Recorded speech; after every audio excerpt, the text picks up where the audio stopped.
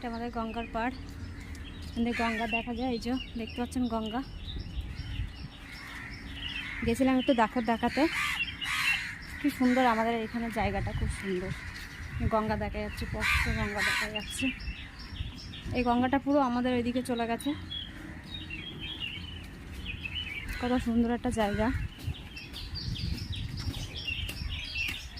দেখতে পাচ্ছেন।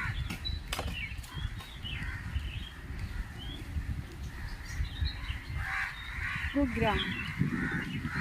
গ্রামের মতন পুরো জায়গাটা।